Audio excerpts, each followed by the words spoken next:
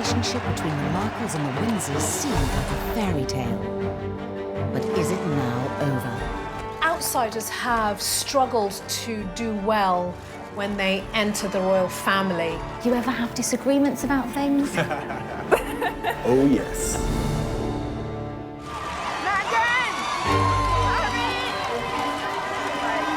An inside story of when Hollywood glamour met the establishment. She was ready to do what it takes to be a wife for Harry and to be a member of the royal family that the country can be proud of. For me, it's an added member of the family. I think Meghan's Hollywood background would have hit the royal family like a hurricane. Harry and Meghan were intent on doing things their own way. The Sussexes are isolated from what everything the royal family means, and that puts the royal family at peril. And now seemingly outside royal life. The Queen's statement was a clean cut. You're out. In other words, you're fired. Would Harry and Meghan's groundbreaking interview with Oprah become the final chapter in their battle with the monarchy?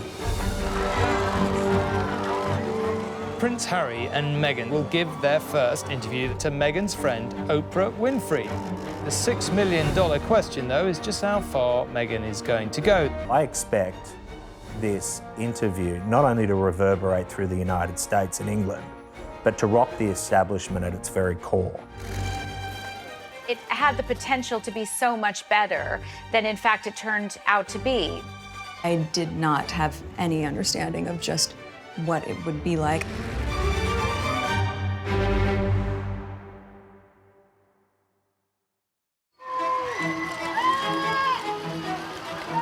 Harry and Meghan are one of the most talked about couples on the planet. They've settled into their new lives away from the royal family, having swapped the regal backdrop of Windsor for the luxurious Hollywood Hills, in a move that echoes Edward VIII's infamous abdication. Quite a lot of us thought back to the abdication crisis in the 1930s when Wallis Simpson, a twice divorced woman, fell in love with a king, and that king, Edward VIII, had to give up his throne in order to marry the woman he loved. Harry and Meghan had to divorce themselves from the royal family, just as Wallis and Edward had to divorce themselves from the monarchy in order to continue their relationship. Now, with the tell-all Oprah Winfrey interview, are Harry and Meghan distancing themselves from, and even setting themselves against, the Windsors? It strikes me that they feel that they can continue to control media coverage of them, control the way their image is portrayed. Yeah, we'd all like to do that. What will the future hold for Harry and Meghan and the monarchy? In December 2017, Meghan Markle made history as she became the first royal fiancée to spend Christmas with the Queen. Talk about a baptism of fire. Here was a rare exception being made. Kate Middleton was not invited as William's girlfriend to spend Christmas at Sandringham with the royals, but here was Meghan doing just that. The Queen is very strict when it comes to family, and so to be invited was quite a significant thing. I'm sure Meghan Markle was absolutely terrified. Although she had only met Harry the year before, Meghan was being fast-tracked into royal life. This extraordinary special treatment could have possibly annoyed other members of the family. Perhaps Andrew and Sarah, because Sarah Ferguson had famously been not invited to spend Christmas there when her daughters and ex-husband were there. Maybe a few people might have felt that their noses were put out of joint because they've had to work so hard with the protocol and the rules and the regulations, and here enters Meghan and is straight into Sandringham. I think it would have been a very diplomatic line that she would have had to walk. Despite the huge pressures of a first Christmas with the in-laws, being face-to-face with senior royals was a perfect opportunity to charm the firm. I'm sure it must have been pretty daunting, actually, for Meghan to rock up at Sandringham for Christmas with the Queen. What do you give the Queen? You know, what do you give your prospective father-in-law, you know, Charles? I mean, it must have been frightfully difficult. The royal family have this tradition of not giving each other expensive gifts. In fact, the cheaper the gift, the better it is. Harry once gave his grandmother, you know, a pair of rubber gloves for doing the dishes. I mean, really quite bizarre presents.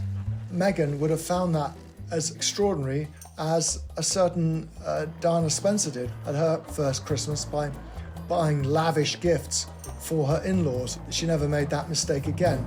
Meghan played a blinder on that first Christmas. She got a toy, a singing hamster for the Queen, and apparently she loved it, and so did the corgis. Despite winning over the Queen, Meghan's first royal Christmas wasn't completely free from controversy. After the festivities, a remark from Prince Harry on live radio was said to cause tensions between Meghan and her own family. Harry was guest editing the Today programme on Radio 4 shortly afterwards, and he said they'd had a lot of fun at Christmas. And then he made a rather unfortunate remark. He said, I suppose it's the family she never had, meaning Meghan. Well, that went down like a lead balloon with the Markle family, obviously, and it's a remark they've never forgotten.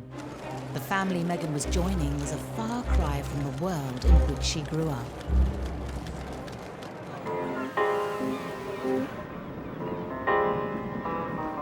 It was against the golden backdrop of Hollywood that Meghan's parents, Doria Ragland and Thomas Markle, first met.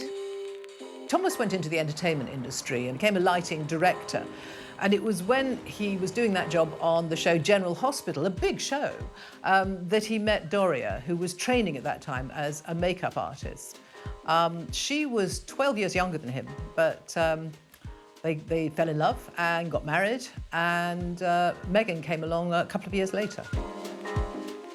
Thomas had been married before, and he had 2 children, much older than Meghan, from his first marriage. Thomas Jr. and Samantha, her 2 half-siblings, they weren't close to her. She was not close to them. Despite her parents divorcing when she was young, Meghan enjoyed a supportive upbringing with both Doria and Thomas. She hung around the studios where her father was the lighting director. It must have been really exciting, and she certainly got the bug. Her first big break came with Suits when she got the plum role of Rachel that everybody fell in love with. Rachel's character was very sexy, she was savvy, she was ambitious. It's actually not dissimilar to Meghan Markle herself. Whilst Meghan was being thrust into the limelight, Prince Harry, a young officer in the British Army, was trying to escape it. And what do you think the public perception of Harry is? I don't know, it fluctuates. It depends on what the media want to write, I suppose. But they're 2 very different things, what the public think and what the media think. The British public have always had a huge amount of affection for Prince Harry, but certainly the press have had quite a love-hate relationship with him. He was seen as a bit directionless. He was seen as a bit of a party boy. He liked having a good time. Despite being labelled a party prince, as he entered his 30s, Harry proved that he still had an important role to play within his family. He created some wonderful initiatives, the Invictus Games, which was really his baby. He also worked on Heads Together, you know, taking away some of the stigma surrounding mental health and mental health issues, being very open and honest about his own struggles, which was incredibly brave. And Harry was, at that time, arguably the most popular royal. In 2016, Meghan touched down in London. The last thing she would have expected was a blind date with the 5th in line to the throne. It's a lot easier if you have a boyfriend that understands the press and understands fame. And she definitely got that with Prince Harry. You could meet a more famous man in all the world than Prince Harry.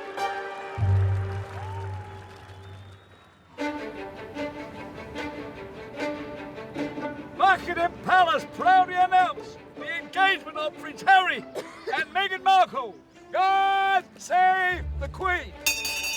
At the end of November 2017, news of Harry and Meghan's engagement emerged from the palace. Congratulations from all of us. How are you both feeling? Yeah, thrilled. Very glad it's not raining as well. There was immediate analysis and commentary about the fact that the royal family was going to welcome in a woman of mixed heritage, an American woman, and a woman who was divorced. 2 completely different families were to be joined together. But behind the scenes, tensions had already emerged. In my opinion, the engagement interview is when things really started to sour. You met each other's families, I imagine. Yes, his family's been so welcoming. And Meghan, your parents, do you think, well, very happy for you, obviously. Do you think they have worried at all about the scale of what you're getting into? Well, I'm sure at the onset, both my parents and my close friends were concerned. I did not have any understanding of just what it would be like. The year before their engagement announcement, Meghan had landed in the UK to promote her latest season of Suits. Meghan and Harry were set up on a blind date by a mutual friend. They immediately clicked. Harry actually said it was like love at first sight. She was so open and he thought she was so sweet. And they just got on like a house on fire. Oh, yay! Thank you for watching. Hi there. Hi, Meghan. Gerard. Nice to meet you. Very few people knew the couple were dating, but Meghan let her mother Doria in on the secret. Any young man wants to make a very good impression, and I don't think Harry was any different. So when they met in LA in a rather luxurious mansion, he was a bag of nerves, apparently. She rather less so. She said that the meeting was a little bit surreal, actually. I suppose it would be. Hey, Mum, here's a prince. But it went very well, and Harry has become extremely fond of Doria. She's been a close part of their lives pretty much ever since. But Harry and Meghan didn't meet with her father, Thomas. This is one of the great what-ifs of the whole saga. Why didn't Harry go to Mexico to meet him? Why didn't Meghan take him? Why didn't Harry insist before it all blew up? I mean, the whole thing was so avoidable, and I think Harry does have to take some responsibility for that. Thomas was simply not part of these early meetings. She seemed, as she got closer and closer to Harry and a royal life, to be less and less inclined to rekindle her relationship with the Markle side of her family. For a few months, Harry and Meghan were able to keep their relationship from the outside world. But eventually, their secret got out. There weren't many that knew, only a very few friends. Then suddenly, it got leaked to the press that Harry had a new girlfriend. If you haven't read any of that coverage, she's Meghan Markle, a 35-year-old film and TV actress from California. The world's press knew about it, and Harry knew more than anyone things were going to change. Whilst Harry was used to intense media pressure, nothing could prepare Meghan and her family for the attention that followed. After the relationship became public, there was a huge amount of interest in Meghan. Some of it was extremely negative. There were things like that that I think put a really bad taste in Harry and Meghan's mouth in terms of the underlying and even blatant racism. With the glare of the world's media now upon both the Markles and the monarchy, questions were quickly asked as to how the relationship had reached the press. When in a relationship or dating with a member of the royal family from the palace, it's not an easy thing to keep secret. Prince Harry's got his close protection and they're very discreet. But at the same time, there's other people who quite enjoy, can I say, a gossip. In the case of the leak about Meghan and Harry's relationship, which Harry was said to be incandescent and furious about, was rumored to have come from someone in Prince Andrew's camp. I have no idea if that's the case, but what I can say is that there are so many leaks in the family. There were rumors about Harry's new girl, and he was madly in love, and those got out, and I don't think Harry was quite prepared for all of that when it happened. The wave of intense media attention led Harry to take a public stand against the press. An explosive public statement from Harry was the first indication that the press were now on notice. He requested the media pause and reflect before any further damage is done. The one thing the royals are meant to do is make sure that everyone is on the same page. And the fact is that the Prince of Wales was abroad on an official tour. Charles himself was only given a matter of moments to scan his son's statement. And there was a feeling that Harry had been thoughtless and that he should have consulted his father, he should have consulted his brother more, and there could have been a more measured response. With Harry and Meghan's relationship now public, they focused on an important meeting behind palace walls. Meeting your in-laws is always a bit of an ordeal, isn't it? And meeting your in-laws when one is going to be a future king, meeting Prince Charles, must have been quite tough for Meghan, or a little bit daunting. But she is a strong woman. She probably marched in there and just got on famously because she's a woman with lots of opinions, lots of views, and a confident woman. And those are the kind of attributes that Charles likes. Charles famously adored Meghan. That first meeting went extraordinarily well. She was welcomed as a daughter, even more so than Kate Middleton was at the very beginning. As well as charming Prince Charles, Meghan also had a very successful first meeting with the Queen. The meeting went extremely well. It actually ran over, which is an extraordinary thing for the way the Queen keeps her schedule. Meghan was warmly welcomed. You know, here she is, articulate, bright, intelligent, well-spoken, beautiful, elegant. What's not to like? Despite charming Harry's family, did Meghan find aspects of royal protocol stifling? Meghan's first real reality check with how royal protocol works was when she was wearing a necklace with H&M on it and then told to remove it by senior courtiers because it might encourage the press. To be told what to do must have been quite a shock. Any woman would kind of think, hang on, wait a minute.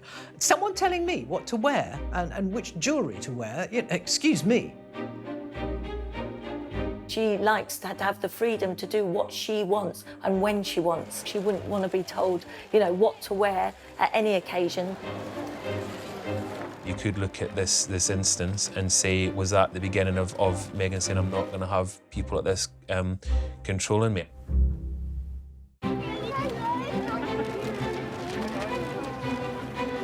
Despite a whirlwind introduction to royal life, Meghan stood firm. And as the final preparations for the royal wedding were put in place, Meghan's mother Doria was introduced to the establishment's key players. She was given VIP treatment. I suppose perhaps it was her first taste of being associated with royalty, you know, being whisked through security at Heathrow Airport. She was taken first to Clarence House to meet Charles and Camilla, and I think that went very well indeed. Meeting all the royals, Kate, William, Charles, must have felt like royal speed dating. I've got to get to know everybody, I've got to form these connections really quickly. Even the rather wonderfully confident Doria found, you know, fairly awesome actually meeting the Queen. Harry again had prepared his mother-in-law-to-be by saying, you know, she's my gran, try and think of her that way. Though I don't think many people think about the Queen that way. While Doria was winning over the Windsors, another member of the Markle family was conspicuous in their absence. It had been planned that Thomas Markle would have flown over and that he was going to walk Meghan down the aisle as father of the bride. However, it came to light that Thomas Markle had worked with a paparazzi photographer to stage photographs of him ahead of the wedding. He was living in Mexico, surrounded by paparazzi. He tried to set up this deal with a photographer in the belief that they would then go away. Well, I'm afraid that just shows his naivety. He found himself profoundly embarrassed. He thought he'd embarrassed the royal family, that he'd let down his beloved daughter, who he used to call Princess. The stress of dealing with the press and the build-up to the big day took its toll on Thomas. Just days before the wedding, he had a heart attack and had to go to hospital. He had to have stents put in. By the time he emerged, he declared that he was not able to fly because of these procedures, and he pulled out of the wedding. And this was a huge drama on the eve of a wedding. I mean, it's stressful enough marrying into the royal family, but to do it with all this scrutiny and this media frenzy, and this scandal around your family, you know, the stress must have been unbearable.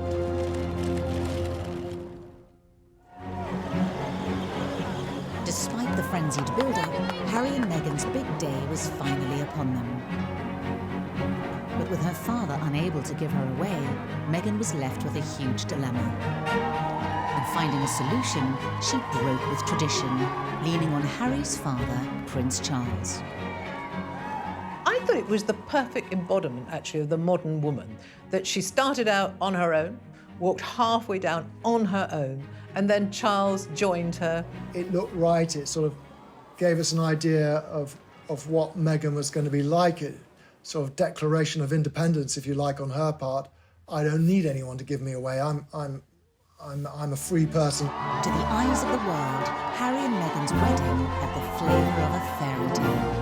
We saw Idris Elba and George Clooney and Oprah, you know, walking in. It was a star-spotting day, and she looked great. The bride looked fantastic. It was a wonderful day. I think everyone just thoroughly enjoyed it, and you just felt a sense of true welcome of this young bride into the royal fold. Meghan wanted it to be right. She wanted it to be perfect. Forget the red carpets in Hollywood. This was something else. Just days after their wedding, the new Duke and Duchess of Sussex were seen at their first official engagement, a garden party at Buckingham Palace.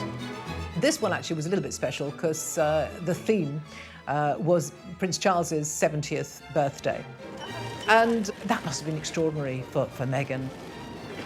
From the first instance, the Queen had implored upon the Windsor family to embrace Meghan.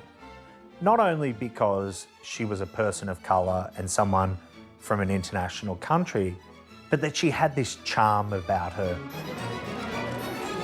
Everything seemed so, I know, magical, hunky-dory after the wedding. We've got this wonderful new mixed heritage, modern woman as part of the royal family, such a symbol of the monarchy moving with the times. And then it all got a bit soured, a bit tarnished by Meghan's family piping up again and again.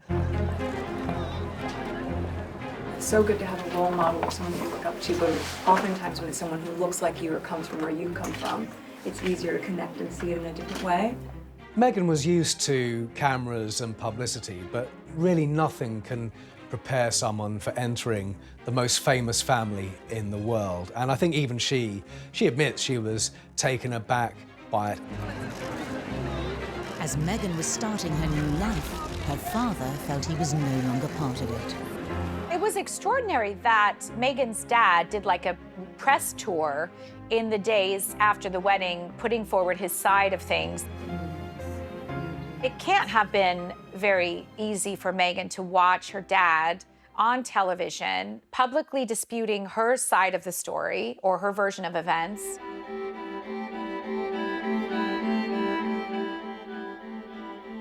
If you think about a father-daughter dynamic, and this is an intimate family space, so there are now three of them. It's Meghan, it's Thomas, and it's the media. I do have sympathy for Thomas Markle. This was a guy who had never been a celebrity, had never courted fame and being a celebrity, who was thrust into a national spotlight with zero support. As her deteriorating relationship with her father continued to play out in the press, Meghan became centre stage in the royal family. Once you're in the family firm, you are put to work, and I covered their first big tour in the autumn, which was Australia, New Zealand, Fiji and Tonga.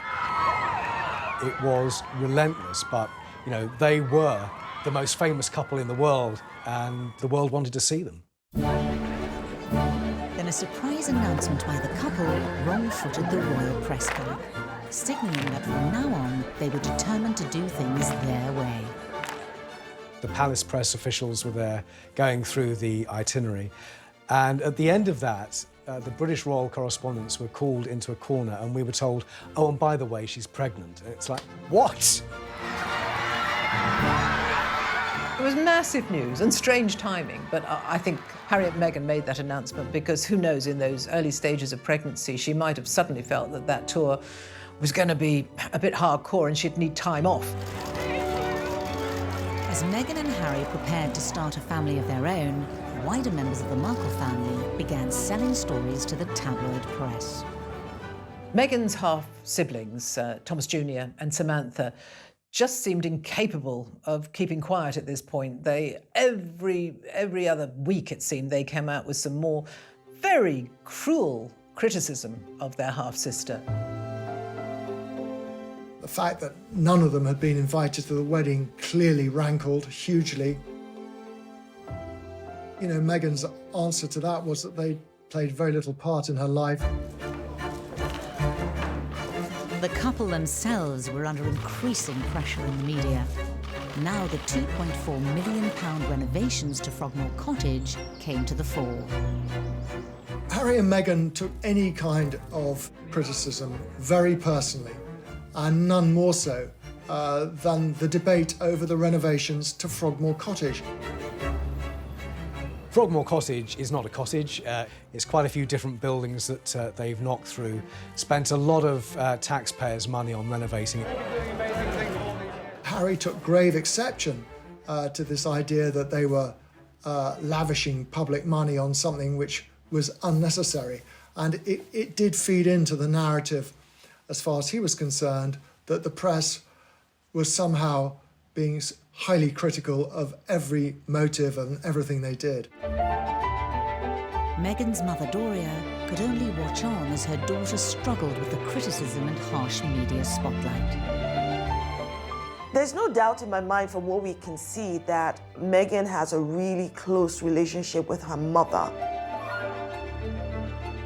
Somebody who would always, have her back, speak truth to her, and, help her make the kind of choices that she needs to make. It must be difficult for any mother to see a daughter being splashed over the papers for things that she might not want to be in the papers, but ultimately you can't control the press. It's a beast of its own. But on the 6th of May 2019, Meghan and Harry were able to share some happy news. Meghan gave birth to a baby boy, Archie Harrison Mountbatten Windsor. Archie was now 7th in line to the throne after his father. Mother and baby are doing incredibly well. It's been the most amazing experience I could ever possibly imagine. Archie would be part of the bloodlines of a storied family with hundreds of years of history behind it. I think the Queen had high hopes for them being, great brand ambassadors for the royal family. Harry and Meghan made it clear they wanted to be different kind of royals. They wanted to engage more. They clearly wanted to have close links with young people. I think the Queen seized on that with alacrity. Harry and Meghan were enormously popular, and I think everyone thought this was the cementing of the future of the monarchy. There was going to be these two young couples, William and Catherine, Harry and Meghan, taking it forward. In September 2019, the new family embarked on a tour of Southern Africa. On the surface, they seemed happier than ever. You have given us so much inspiration, so much hope, and above all, you have given us joy. Thank you. But in reality, they felt under pressure. In a revealing interview for an ITV documentary, Meghan dropped a bombshell.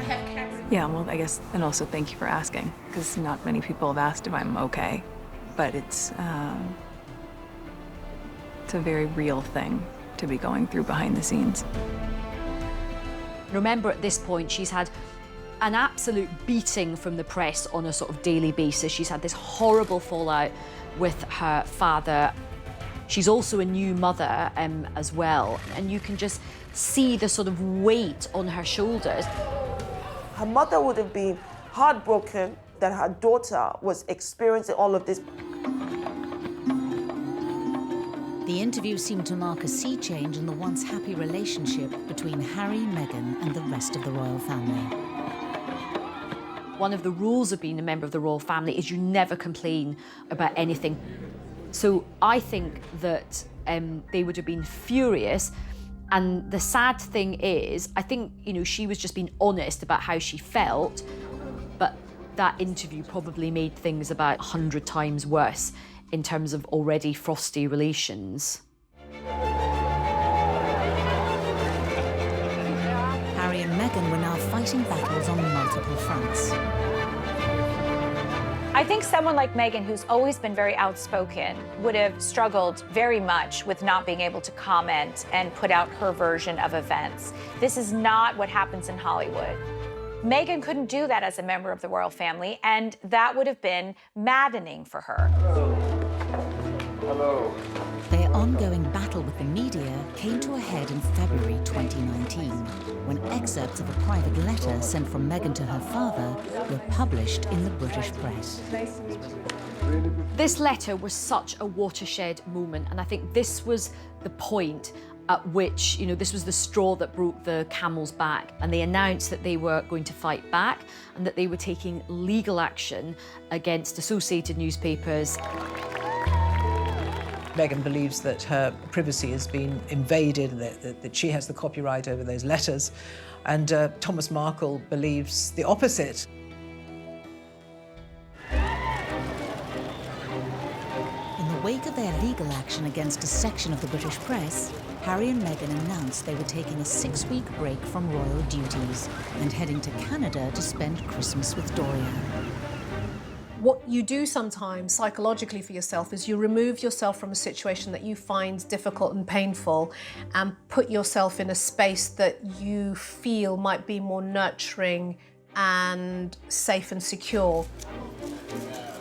Christmas is a very, very important part in the Queen's calendar. She likes to draw her family around her. Christmas at Sandringham is quite a formal affair. So it must have been great for Harry and Meghan to have the informality of a Christmas in Canada. Doria could not be further away from the stuffiness of the senior members of the royal family. Although the festivities may have been relaxed, were decisions about the growing divide between Harry, Meghan and the monarchy being considered in Canada.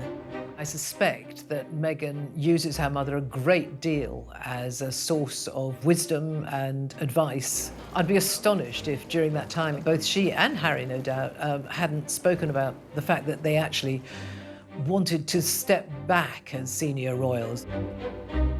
They wanted an exit strategy from the royal family. Doria and Meghan are extremely close. She missed her mum and she wanted Doria to be very much part of the family unit.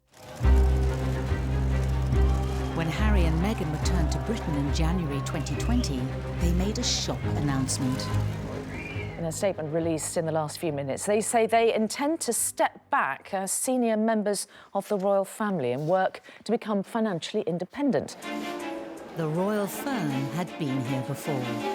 It was an electric moment in royal history.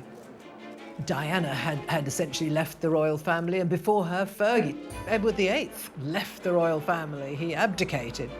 Leaving the royal family is possible, but it's messy. Initially, it was a sort of a geographical split. They would be moving to Canada. They would come to Britain to do engagements when it suited them. The tabloids dubbed their decision as Megxit, and it sent shockwaves through the royal family. Harry, I'm sure, he felt, he was freeing himself, but for his father and brother and grandmother, it probably felt like an act of vandalism against the monarchy. They would have been both furious, but equally heartbroken as well. Away from the royal family, Meghan's supportive mother Doria treated the announcement with the utmost discretion. I think Doria has acted in the most regal way in all of this, because the royal way is to don't complain and don't explain. And that's exactly what Doria did. The Queen issued a statement that outlined a transition period to allow Harry and Meghan to step back from their roles as senior members of the royal family. The Queen's statement was obviously very much from her heart, but at the same time, it was very clean-cut. You know, this is how it is. You're out. It's as simple as that. In January 2020, Harry, Meghan and Archie left behind their royal life and home at Frogmore Cottage for a new life abroad. For Prince Harry, it was a big decision because he's leaving his friends, his family. He felt he had to get his family out of Britain. He felt so angry and hurt about the press and about the institution of the monarchy. After a brief stay in Canada, Meghan and Harry settled in Santa Barbara in California, a familiar, glitzy surrounding for Meghan. Meghan and Harry live in Montecito, which is a very posh, fancy enclave. I happened to live there for 4 years. It's very private. We know that Oprah is a neighbor, Katy Perry and Orlando Bloom. They all live nearby. Montecito residents are very protective of their own. They won't talk about Harry and Meghan much to the press, and I should know because I've tried. She wanted to be around the place she knew. Meghan didn't know hardly anyone here in the UK, and it can be a very lonely place in the palace. She didn't want that life. She wanted to be free. They reportedly bought their 9-bed, 16-bath mansion for £11.2 million. They've seamlessly slipped into the Californian lifestyle, a million miles away from the Windsors world. Their friends are not going to be members of the aristocracy with wonderful estates in Scotland to shoot grouse on, but Hollywood and a celebrity culture. Oprah Winfrey's a friend of Meghan and Meghan's mother. They're friends with the Clooneys. They're making connections all over Tinseltown. The move has only deepened the divide between Harry and Meghan and the monarchy. Meghan's mother, Doria, is now just a 90-minute drive away, a stark contrast to over 5,000 miles from the Windsors. Harry loves Charles. You know, they clearly have a strong bond, and now they are literally not as close as they used to be. I think they are staying in touch over Skype and Zoom, but it's not the same, is it? I'm sure it pains Charles that he will not have an active role in the upbringing of Archie. Harry seems to have an absolutely brilliant relationship with Doria. There's no doubt that Meghan and Doria are closer geographically, physically, and perhaps emotionally as well than they ever have been. Doria apparently enjoys feeding wee Archie organic food, and she's also a trained yoga instructor as well. So I have these visions of them doing baby yoga together. So I think he's definitely a very cool, hippie Californian baby.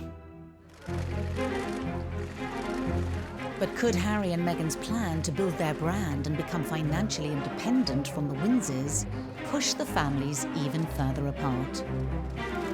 Their biggest and perhaps most lucrative signing is with Netflix, rumoured to be worth over £100 million. Effectively, the money that they are being paid is because of their platform as royalty, as members of the royal family. And that's quite tricky. People always want the most compulsive viewing and the things that are going to command the most column inches, and effectively that then translates into dollars. Are those personal and intimate revelations? I think that there were people who truly wished them well, but of course there were also people who wanted to poke, holes into their love affair and bring out as much dirt as they could. I think they found a way to say, you know what, enough is enough. We refuse to be pillars of abuse. The Queen is delighted by the birth of a daughter to the Duke and Duchess of Sussex. Lilibet Diana Mountbatten Windsor, who'll be known as Lily, was born on Friday in California. She's been named in tribute to both her great-grandmother, the Queen, and her grandmother, Princess Diana. There's a new baby, which is amazing news, but I think that is going to, in some respects, draw them further apart. They're going to spend most of their time in the US, and they want to make their life there. The chances of the newborn reaching England in the foreseeable future is next to zero. And one must sympathise with the Queen. That's disheartening and heartbreaking. Increasingly, one wonders how much influence the royal family will even have. The royals are going to become distant relatives, I suspect. A year on from the bombshell announcement that Harry and Meghan would be moving away from the royal family, they made it clear they would be staying in California. Harry and Meghan's exit from the royal family ended today as it began, with considerable acrimony. Buckingham Palace confirmed that the couple would be stripped of all their honorary titles and royal patronages, including Harry's military titles and Meghan's role as Vice President of the Queen's Commonwealth Trust. I think Harry wanted it both ways. He wanted to be able to live a life free of responsibility, but still make change. And the reality was, the Sussexes in another country are isolated from what everything the royal family means. And that puts the royal family at peril. So the Queen had no choice but to strip them of the titles. Harry and Meghan had shot an intimate tell-all television interview with their friend and broadcast legend, Oprah Winfrey. Then in the days building up to the broadcast, newspapers claimed that Meghan now faced a serious bullying complaint against her whilst at Kensington Palace. Her spokesperson said that she was saddened by the reports. Relations appeared to have finally hit rock bottom. The $6 million question, though, is just how far Meghan is going to go. The full truth, as she sees it, would be highly explosive, but it would certainly burn all bridges with the institution she has left behind. In the interview, new revelations exposed the strained relationship between Meghan, Harry, and the monarchy. I expect this interview not only to reverberate through the United States and England, but to rock the establishment at its very core.